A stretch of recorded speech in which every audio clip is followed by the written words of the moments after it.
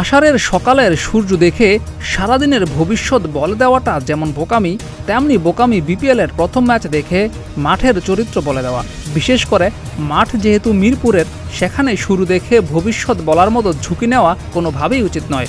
তবে শুরুটা দেখে আশাবাদী হওয়ার মতো অনেক কারণ রয়েছে। বিপিএলের এবারের আসরের প্রথম ম্যাচ, আবারও সেই ১৫০ রানের উইকেট দেখা যাবে কিনা সেটা নিয়ে সংশয়ে ছিল ভক্তরা। তামিম ইকবাল নিজেও সংশয়ে ছিলেন। তবে প্রথম ম্যাচেই যেন পয়সা উসুল ভক্তদের। মারকাট এক ম্যাচ দিয়েই উদ্বোধন হল বিপিএলের।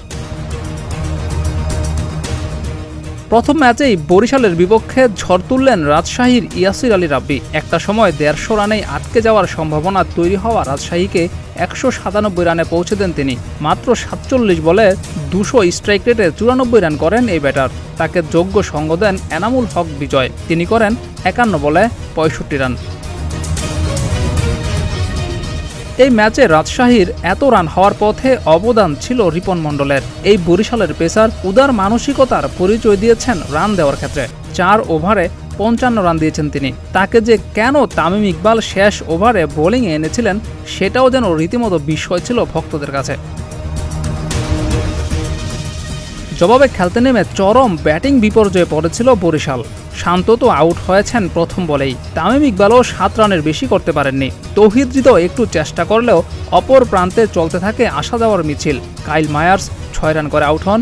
মুশফিকুর রহিম বিদায় নেন ১৩ রানে। তাদের আসা যাওয়া দেখে হয়তো তৌহিদ হৃদয়েরও আর থাকতে মন চায়নি। তিনিও যুক্ত হন আসা যাওয়ার মিছিলে, আউট হন ৩২ রান করেই।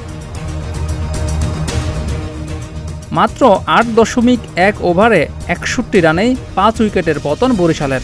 বিশাল হারের শঙ্কা তাদের সামনে। কিন্তু মাহমুদুল্লাহ রিয়াদ, ফাহিম আশরাফ এবং শাহিন আফ্রিদির তাণ্ডবে এই ম্যাচেই ১১ বল বাকি থাকতেই জয় তুলে নেয় বরিশাল। শাহিন আফ্রিদি ১৭ বলে ২৭ রান করে আউট হলেও রিয়াদ মাত্র ২৬ বলে ৫৬ রান এবং ফাহিম আশরাফ ২১ বলে ৫৪ রান করে অপরাজিত থেকেই মাঠ ছাড়েন।